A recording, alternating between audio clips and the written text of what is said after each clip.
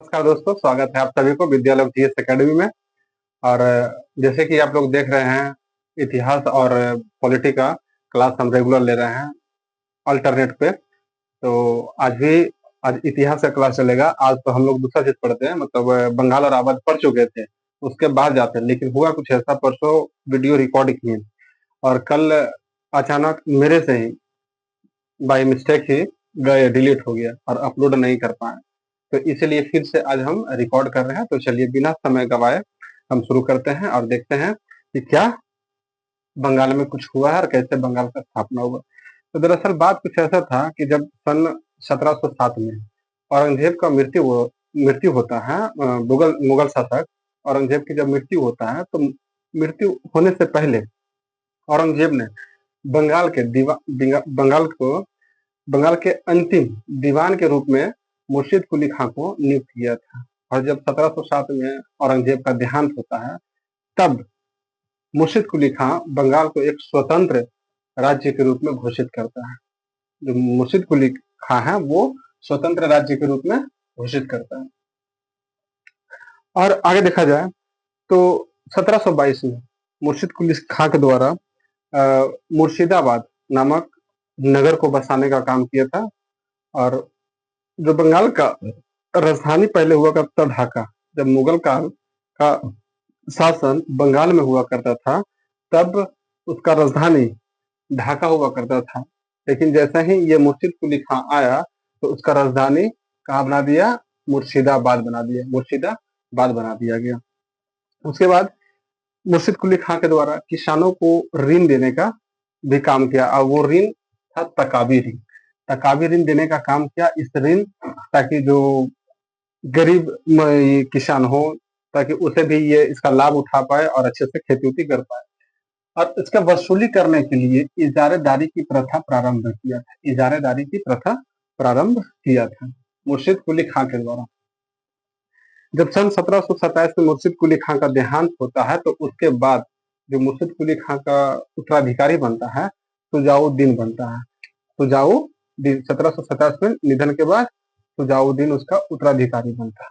जब सुजाउद्दीन उत्तराधिकारी बनता है, तो सुजाउद्दीन क्या किया था कि बिहार को बंगाल में सैद्धांतिक रूप से विलय करने का श्रेय जाता है सुजाउद्दीन को। और बिहार का जो उप सूबेदार के रूप में नियुक्ति किया गया था, वो अली वर्दी खां थे। कौन थे? अली वर्दी खां थे, उप सूबेदार के रूप में अली वर्दी खां को। फिर उसके बाद अगला शासक आता है, जब सन 1739 में सुजाउद्दीन का मृत्यु होता है, निधन होता है 1739 में। तो सुजाउद्दीन के बाद उसी का बेटा सरफराज बंगाल का शासक अगला बनता है, सरफराज। और सरफराज जब बनता है, तो उस समय अली वर्दी खां यहाँ बिहार का उप सूबेदार रहता है। लेकिन बात यहाँ तक ही नहीं रुका, बल्कि और आगे चलता गया। चलते चलते जब सन 1740 आता है, तब 1740 में एक युद्ध होता है जिसका नाम है गिरिया का युद्ध। ये गिरिया का युद्ध होता है, और गिरिया का युद्ध किसके बीच होता है? तो सरफराज और अली वर्दी खां के बीच होता है।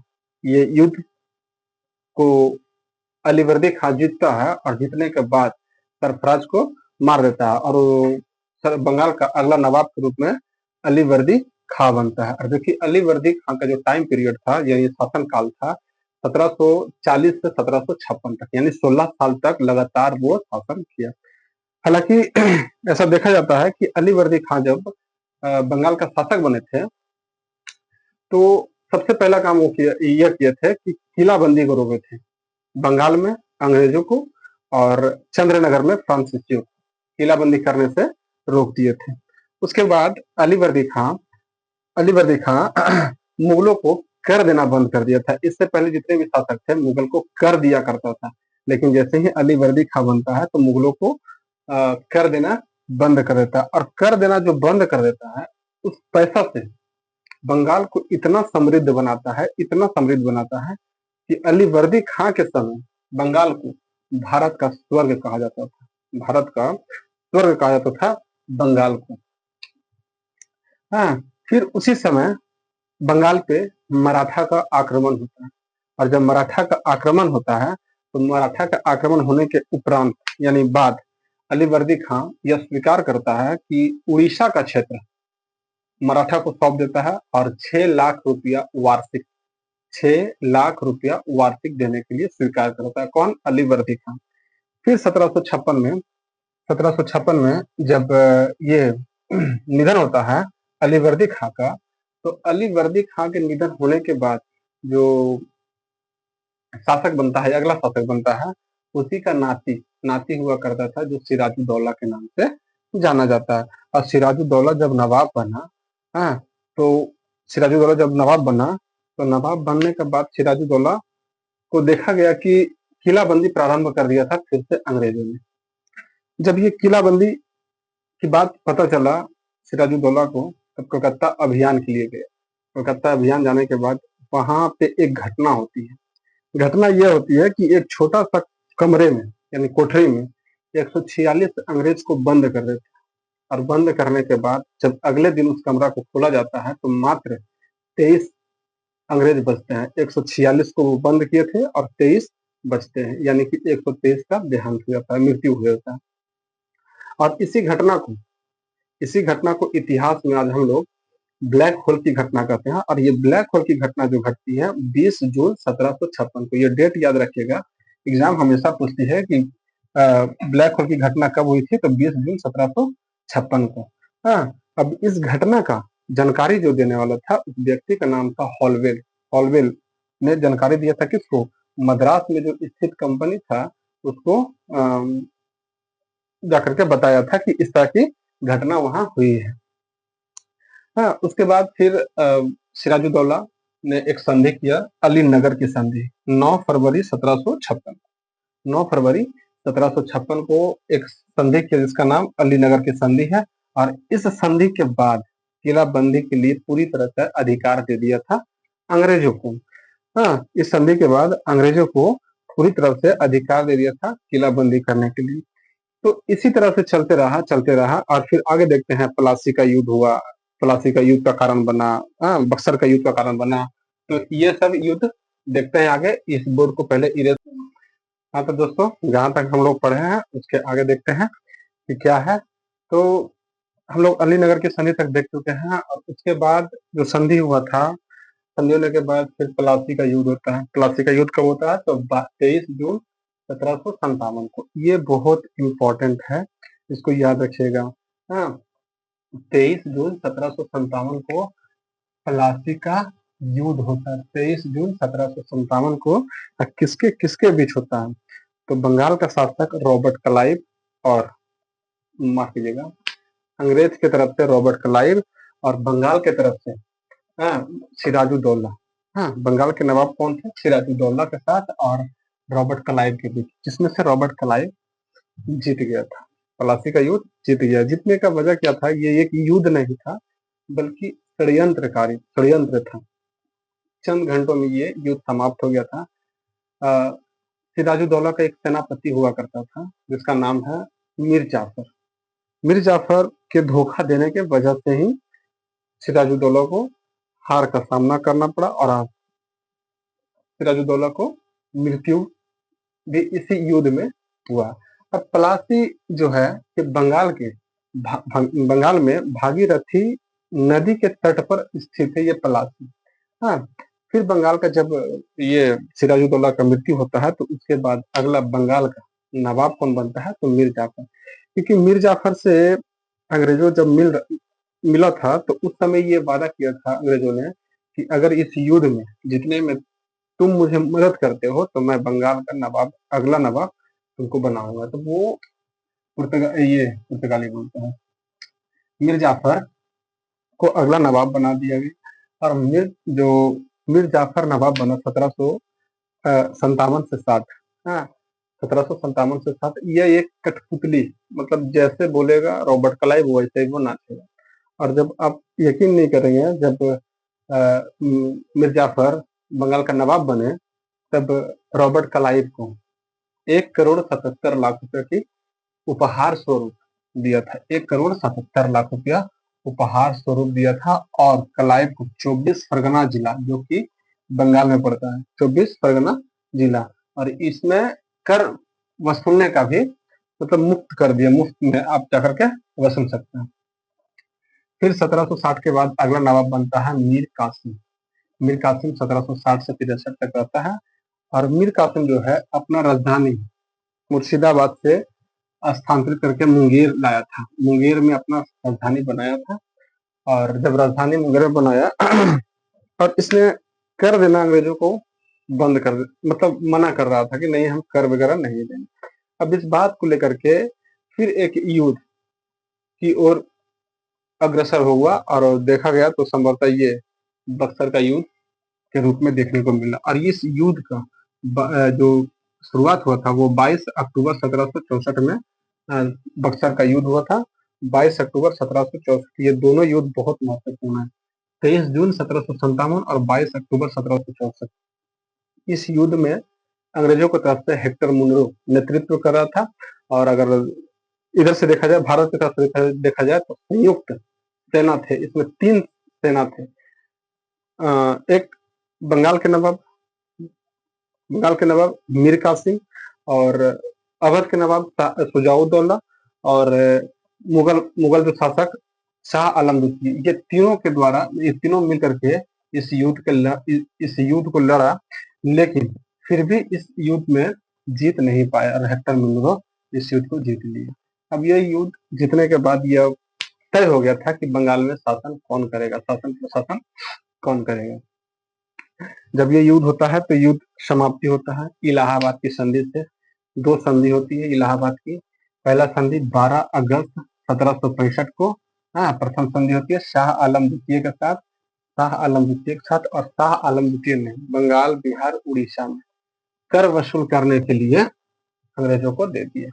कर वसूल करने के लिए अधिकार दे दिया अंग्रेजों को। और उसी समय शाह आलम द्वितीय को यह कहा गया कि आपको 26 लाख रुपया वार्षिक पेंशन दिया जाएगा। अब पेंशन देना प्रारंभ हुआ, लेकिन जैसे ही जब वारेन हेस्टिंग गवर्नर बनकर आता है, बंगाल का गवर्नर जनरल, इस पेंशन को समाप्त कर देता है वारेन हेस्टिंग के द्वारा। उसके बाद फिर इलाहाबाद की दूसरी संधि होती है। इस दूसरी संधि में 16 अगस्त 1765 को होती है। और ये संधि सुजाउद्दौला, अवध के नवाब सुजाउद्दौला के साथ होती है। और सुजाउद्दौला को 50 लाख रुपया हर्जाना के रूप में भरना पड़ा था, जो उस युद्ध में क्षति हुआ था। हाँ, भरना पड़ा था। और अवध में मुक्त रूप से व्यापार करने का अधिकार भी मिल गया था। उसके बाद देखा जाए तो बंगाल का जो अंतिम नवाब था मुबारक उदौला, बंगाल का अंतिम जो नवाब था मुबारक उदौला। हाँ, फिर यहाँ तक हम लोग देखें कि बंगाल के बारे में, बंगाल की तरह ही एक और राज्य का उदय हुआ था जो अवध है। अवध के बाद फिर अगर बात देखा जाए तो हैदराबाद है। तो अवध को देखते हैं। तो अवध में 1722, अवध को 1722 में मोहम्मद शाह रंगीला, जो कि मुगल बादशाह था, मोहम्मद शाह रंगीला के समय ही अवध को सआदत खां के द्वारा स्थापना किया था या स्वतंत्र किया था अवध को। और सआदत खां को उपाधि मिला था बुरहान उल मुल्क। बुरहान उल मुल्क की उपाधि धारण कौन किया था? तो ये शहादत खां ने धारण किया था। जब स्वतंत्र किया तो सादत खां अपना राजधानी फैजाबाद को बनाया और बना करके शासन प्रशासन अवध में करना प्रारंभ कर दिया। हाँ, फिर देखते हैं इसके बाद इस स्लाइड को इरेज सकते हैं।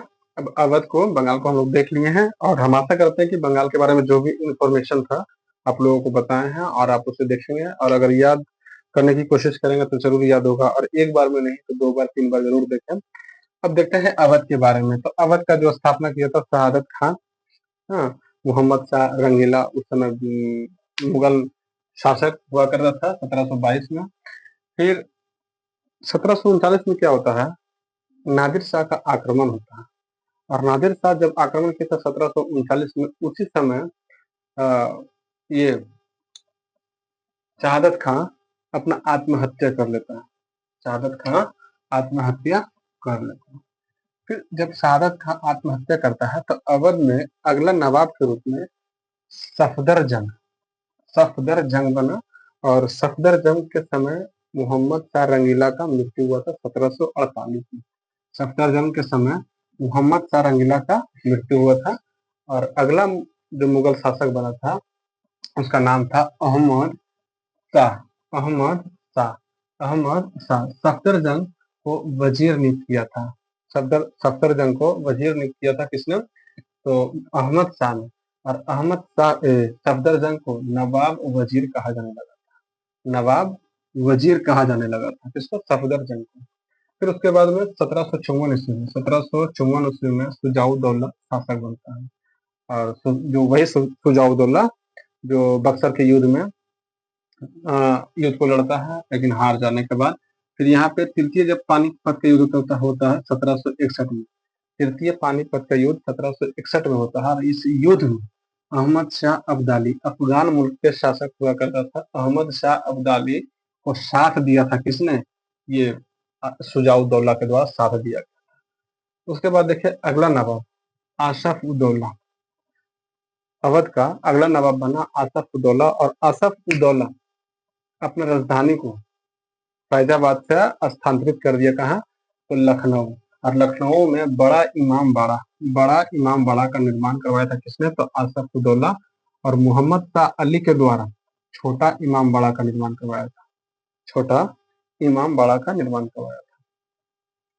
हाँ, अवध में यहाँ तक तो ठीक है, लेकिन बात आगे और क्या हुआ कि जब वाजिद अली शाह का शासन कर रहे थे अवध में, तो उस समय डलहौजी ने कुशासन के आरोप में 1856 में, और इसका आधार बनाया था जेम्स आउट्रम के रिपोर्ट। जेम्स आउट्रम के रिपोर्ट को आधार बनाते हुए अवध को कुशासन के आरोप में इसे वाजिद अली शाह से छीन लिया और छीन करके अपने क्षेत्र यानी कि अंग्रेजी शासित क्षेत्र में मिला लिया। और इसका विरोध जो वाजिद अली शाह की जो पत्नी थी बेगम हजरत महल ने इसका विरोध, और वो बहुत कोशिश भी की है कि अवध किसी भी तरह से हमारे हो जाए, लेकिन नहीं हो पाया। और जिसका कारण ये देखने को मिला, जो बेगम हजरत महल थी वो 1857 की क्रांति में कूद पड़ी और 1857 की क्रांति लड़ी। हाँ, तो दोस्तों आज यहाँ तक हम लोग कंप्लीट कर लिए हैं बंगाल और अवध। इसके बाद चलेंगे हैदराबाद, उसके बाद फिर मैसूर, ये सब देखेंगे। तो अभी हम लोग यहाँ तक कंप्लीट किए हैं। और आप लोगों से फिर से निवेदन है कि चैनल को लाइक सब्सक्राइब जरूर करें। कोशिश हमारा हमेशा यही है कि आप लोगों को कंटेंट जो क्वालिटी दे वो बेहतर रहे, और किसी भी तरह से मतलब ये और ऑथेंटिक बुक से ये सब जो भी हम आपको इंफॉर्मेशन दे रहे हैं ऑथेंटिक बुक से, और आप लोग लगातार पढ़ते रहिए। और आप विश्वास मानिए, कोई भी एग्जाम में जाइएगा, क्वेश्चन अगर आएगा यहाँ से तो निश्चित रूप से आपको इससे क्वेश्चन देखने को मिलेगा। और नहीं तो कोई भी प्रीवियस बुक उठा कर देखिए, आपको उसमें क्वेश्चन देखने को मिलेगा। तो आज के लिए यहीं तक। जय हिंद, जय भारत।